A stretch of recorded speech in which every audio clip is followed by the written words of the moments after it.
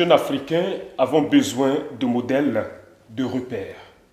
Nous avons besoin de personnes qui nous inspirent le respect des valeurs fondamentales de l'humanité conformes à l'identité africaine. Nous avons besoin de repères qui nous inspirent la non-violence, le travail, la discipline, la volonté de créer de la richesse. Tels sont les propos de Mahamadou, jeune Tchadien, étudiant à N'Djamena. Chers téléspectateurs, bonjour. Pour notre repère du jour, nous recevons un modèle de réussite. Il est le directeur général du cabinet Jurisconseil Médiation. Il est conseiller juridique, il est médiateur professionnel diplômé CEFOPMAN IFOMEN Paris. Il est consultant formateur en médiation et planteur.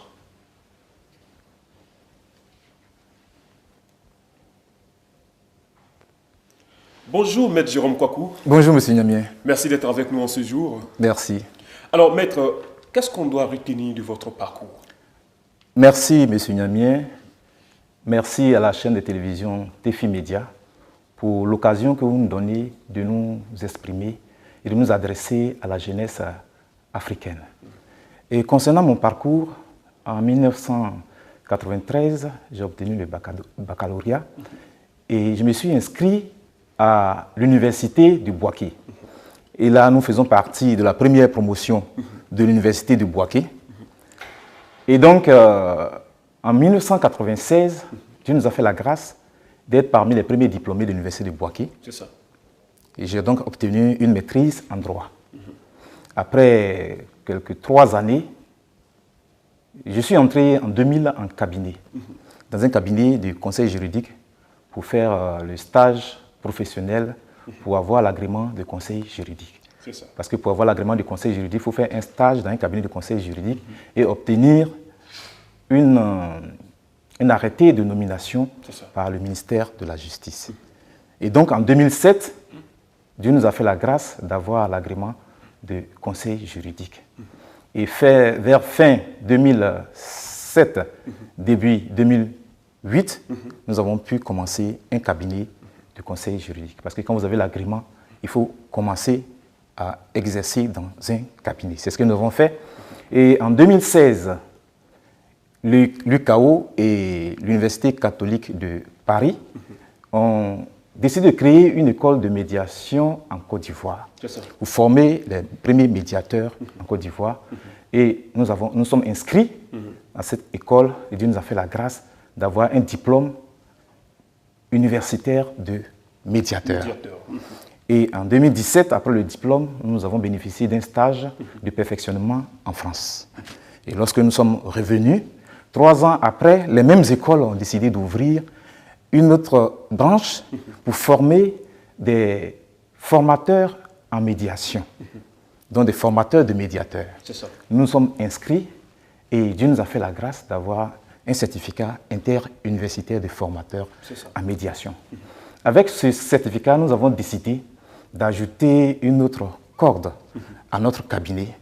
Ainsi, nous avons créé le cabinet Juriste Conseil et Médiation, CJM, qui fait l'assistance juridique, la médiation et la formation. Et donc, au niveau de la formation, nous avons aussi sollicité et obtenu une habilitation du FDFP pour faire la formation en Côte d'Ivoire. Voici un peu notre bref parcours. D'accord, merci. Conseil juridique, médiateur professionnel, cette profession consiste à quoi?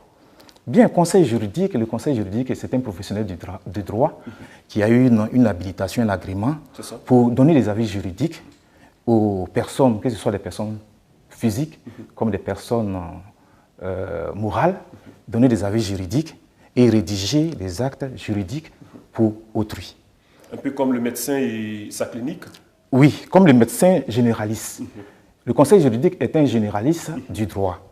Donc, ce qui est des avis juridiques qui relèvent de sa compétence, ce qui est des actes qu'il peut faire, il le fait. Mais ce qui relève de la compétence des autres professions judiciaires, il oriente les clients vers ces professions, que ce soit vers les avocats, que ce soit vers les notaires, que ce soit vers les huissiers de justice. Quelles sont les difficultés liées à votre profession? Bien, la difficulté liée à ma profession de conseil juridique, la première difficulté, c'est que la profession n'est pas bien connue en Côte d'Ivoire. Nous sommes obligés de nous expliquer, d'expliquer, n'est-ce pas, aux justiciables ce que c'est que la profession de conseil juridique. Et quand ils nous découvrent, ils ne veulent plus nous laisser. C'est ça. Voilà, c'est la seule difficulté au niveau de la profession.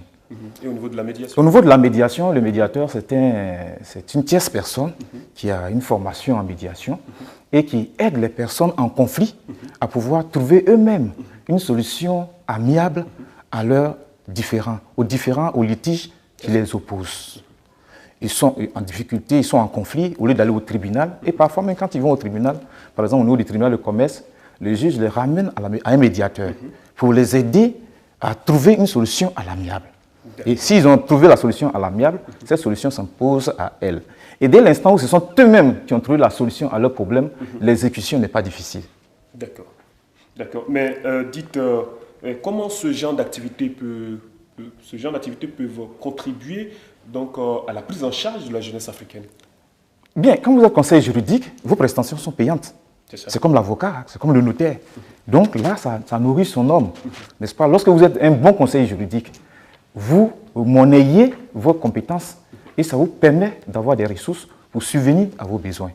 Lorsque vous êtes médiateur, effectivement, lorsque vous arrivez à régler les litiges, vous avez des revenus qui vous permettent aussi de subvenir à vos besoins.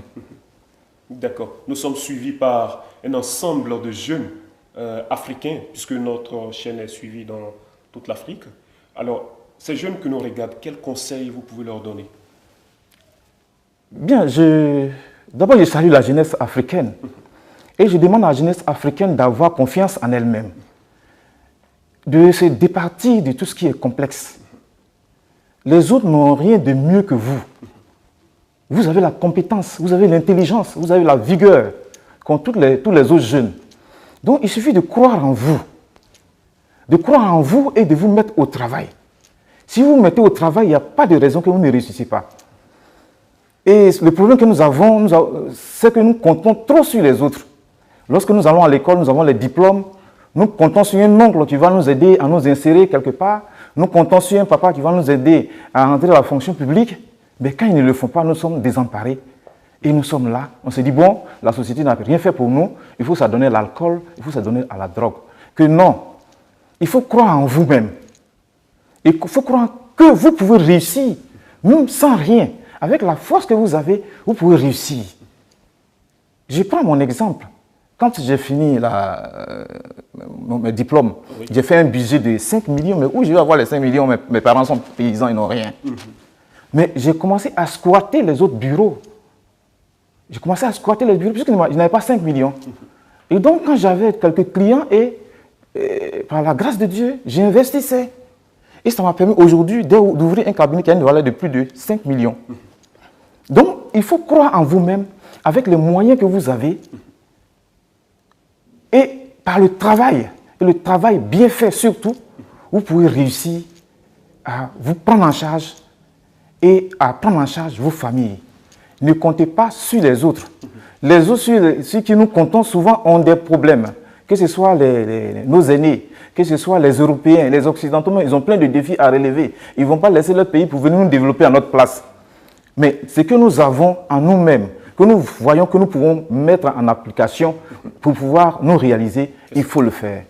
Donc, je conseille à la jeunesse africaine de croire en elle-même et de ne pas se disperser, de s'autodiscipliner, éviter les excès, que ce soit l'alcool, que ce soit le sexe, que ce soit la drogue, il faut éviter ça. Concentrez-vous sur vous-même. Concentrez-vous sur vos objectifs. Quelqu'un m'a dit que personne ne t'aidera à devenir riche. C'est ça. Et depuis qu'on m'a dit, c'est rentré dans ma tête. Donc, jeune Africain, personne ne t'aidera à devenir riche. Prends ton destin en main. Ce que tu peux faire, il faut le faire. Et avec la providence divine et avec ta détermination, tu réussiras. C'est ce que j'ai à vous dire. Voilà que c'est clair, c'est très clair. Merci beaucoup, Maître Jérôme Kouakou, d'avoir été avec nous sur ce plateau.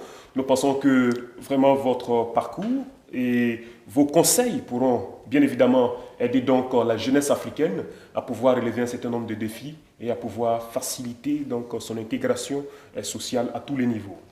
Je rappelle que vous êtes directeur général du cabinet Jurus Conseil et Médiation. Vous êtes conseiller juridique, vous êtes médiateur professionnel, diplômé CEFOCMAN IFOMEN Paris.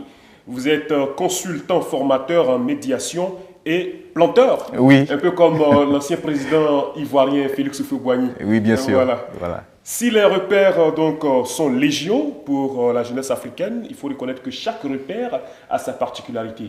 Et Maître Jérôme Kouakou, vous êtes un repère aussi très particulier. Merci. Voilà pour la jeunesse africaine. Merci. Merci beaucoup d'avoir été avec nous sur ce plateau. C'est moi qui vous remercie. Merci. C'est la fin de notre édition. Merci de nous avoir suivis et bonne suite de programme sur TIFI Média.